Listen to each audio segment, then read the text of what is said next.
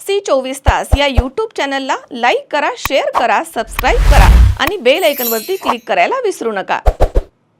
नगर मनमाड महामार्गावरील सावळी विहीर जंक्शन इथे सुरू असलेल्या रस्ते आणि उड्डाणपुलाच्या कामामुळे निर्माण झालेली वाहतूक कोंडी पुढील 3 दिवसांमध्ये मोठ्या प्रमाणात दूर केली जाईल. यासाठी राष्ट्रीय महामार्ग प्राधिकरण, सार्वजनिक बांधकाम विभाग, संबंधित ठेकेदार, पोलीस प्रशासन आणि परिसरामधील ग्रामस्थ यांच्या संयुक्त बैठकीमध्ये सविस्तर कृती आराखडा निश्चित करण्यात आला. गुरुपौर्णिमेच्या पूर्वी रस्त्याची एक बाजू पूर्ण करून वाहतुकीसाठी खुली केली जाईल, अशी माहिती भाजप प्रदेश उपाध्यक्ष डॉक्टर सुजय विखे पाटील यांनी दिली आहे.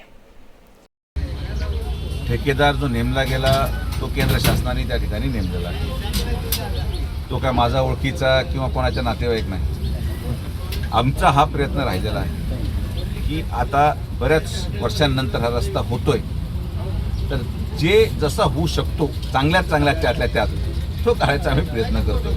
पुढं चुकाही होतील, पण चुकीचं उत्तर ठेकेदाराला मारणं, त्याला नोटीस काढणं, त्याचं निलंबन करणं असं असू शकत नाही. हा रस्ता संयमाने पूर्ण करावा लागेल. त्रुट्या आढळल्या त्या त्रुट्या जसं समोर येतील तसं दुरुस्त करावं लागेल. पण जे मी पाहतो, जे लोक आज काही प्रमाणात भावनेमध्ये जाऊन अधिकाऱ्यांवर अरेरावीची भाषा करणं, ठेकेदाराशी अरेरावी भाषा करणं, ते करणं सोपं आहे. आणि जर हा ठेकेदार पळून गेला मग काय करणार, हा विचार पण आपण केला पाहिजे. 10 वर्ष लोकांचं संताप या रस्त्यामुळं आहे.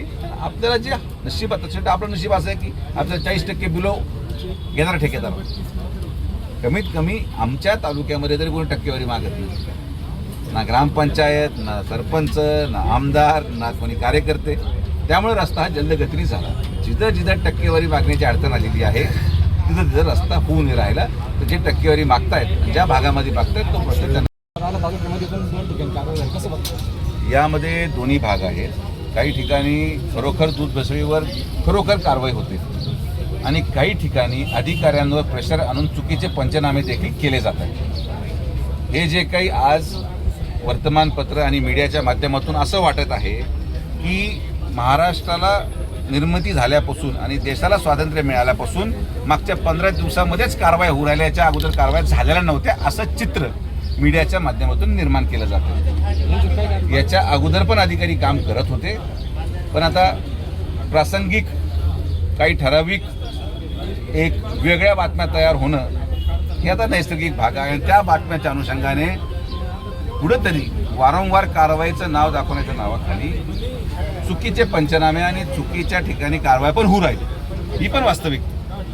तर हे मुद्दे माननीय पालकमंत्री महोदयांच्या कानावर घातलेले आहेत की जिथं भेसळ व्हावं तिथं 100% करावं, बंद करून टाकावं. पण एक गोष्ट शासनाने पण लक्षात घेतली पाहिजे, तिथले अधिकाऱ्यांनी लक्षात घेतली पाहिजे की जसं जर सगळं दूध संकलन बंद झाले तर शेतकऱ्यांचं देखील उत्पन्न बंद होणार आहे.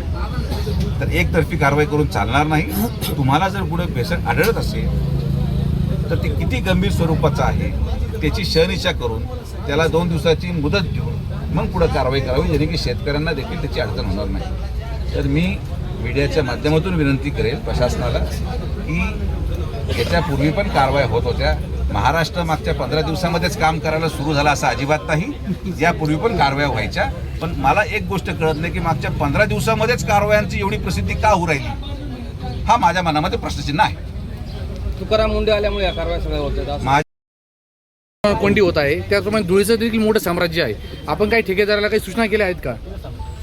गेल्या अनेक दिवसापासून जो ट्रॅफिकची समस्या या ठिकाणी येत होते, नगर मनमाडच्या रस्त्याचं काम चालूच आहे, पण सावळी विहीर जंक्शनमध्ये त्या ठिकाणी नॅशनल हायवेचं फ्लायओव्हरचं काम आणि नगर मनमाड असं ओव्हरलॅपिंग झाल्यामुळे त्याला डबल इफेक्ट आला आणि म्हणून ट्रॅफिक जास्त संतगतीने त्या ठिकाणी जायला लागलेली आहे. अनेक चुका ठेकेदारांच्या आहेत. दोन्हीही डिव्हिजन म्हणजे नाशिक डिव्हिजन नॅशनल हायवे आणि नगर डिव्हिजन या दोन्हीही डिव्हिजनच्या अधिकाऱ्यांना आणि सर्व ठेकेदारांना आज इथं एकत्रित बोलून सावळीवीर बुद्रुक, निगोज, निमगाव, सावळीवीर खुर्द अशा या सगळ्या पंचकृषीच्या ग्रामस्थांना एकत्रित घेऊन सगळ्या प्रश्नांवर चर्चा झाली. सगळे मार्ग माझ्यामध्ये आता सोडवले जातील आणि साधारण एक 3 दिवसानंतर जे काही प्लॅन ऑफ ॲक्शन आम्ही बनवलेला आहे, 3 दिवसानंतर या सगळ्या ट्रॅफिकची समस्या पूर्णपणे संपेल. राहिला मुद्दा धुळीचा, तर एक गोष्ट मला आवर्जून सांगायची आहे की जेव्हा आपण भराव करतो हायवे करत असताना, तर तो भराव हा आपल्याला पूर्णपणे कोरडा होऊन द्यावा लागतो, जेणे की त्याच्यावर डांबर टाकता येईल.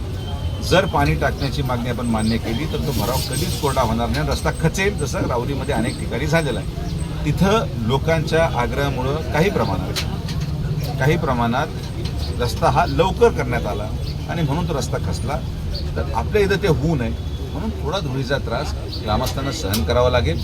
अनेक वर्षाचा प्रलंबित रस्ता आहे, मी सगळे विषय सगळ्यांना समजून सांगितलेले आहेत आणि हा रस्ता मला वाटतं गुरुपौर्णिमेच्या पूर्वी पूर्णपणे एक बाजू म्हणजे आपल्या या फ्लायओव्हरच्या समारोपाच्या जागेपासून तर बायपासच्या सुरुवातीपर्यंत एक बाजू पूर्ण केली जाईल आणि दुसरी बाजू मोटरेबल ठेवली जाईल आणि गुरुपौर्णिमा संपल्यानंतर मग दुसरी बाजूचं काम हाती घेतलं जाईल. असं पूर्ण आराखडा आम्ही आता बनवला आहे. जेवढं अतिक्रमण हायवेच्या हत्यारीत येतं म्हणजे रोडच्या सेंटरपासून 15 मीटर, मग यामध्ये 3 मंदिरं आहेत, काही टपऱ्या आहेत, या सगळ्यांना आपण 2 दिवसाची मुदत देतोय. 2 दिवसामध्ये सगळ्यांनी अतिक्रमण न काढल्यास पूर्ण पोलीस प्रशासनाचा वापर करत सगळे अतिक्रमण काढले जातील.